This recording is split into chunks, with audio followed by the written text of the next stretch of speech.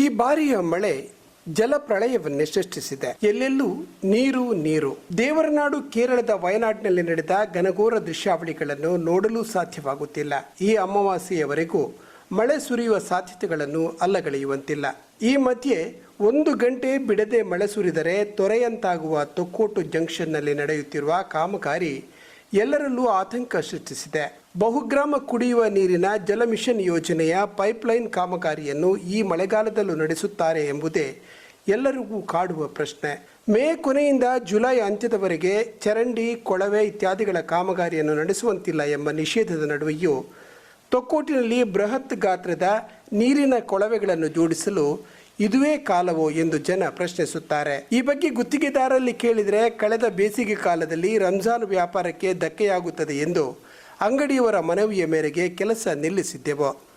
ಇದೀಗ ಕಾಮಗಾರಿ ಮುಗಿಸಲು ಗಡುವು ಇರುವುದರಿಂದ ಕಾಮಗಾರಿ ನಡೆಸಲೇಬೇಕಾದ ಅನಿವಾರ್ಯತೆ ಇದ್ದ ಕಾರಣ ಕಾಮಗಾರಿ ನಡೆಸುತ್ತಿದ್ದೇವೆ ಎನ್ನುತ್ತಾರೆ. ಈ ಕಾಮಗಾರಿಯಿಂದ ಸ್ಥಳೀಯ ಅಂಗಡಿಯವರು, ಪಾದಚಾರಿಗಳು ತೀವ್ರ ಸಂಕಷ್ಟ ಅನುಭವಿಸುತ್ತಿದ್ದಾರೆ.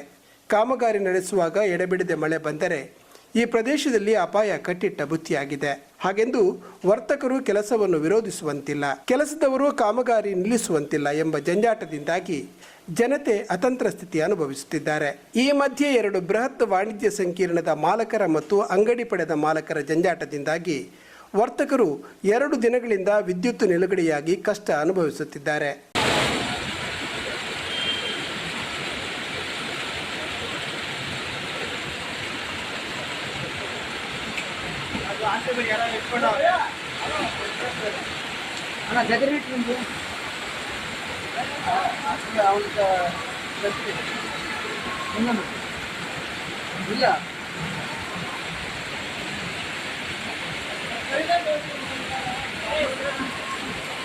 ನೀರು ಕೆಳಗೆ ಹೋಗೈತೆ.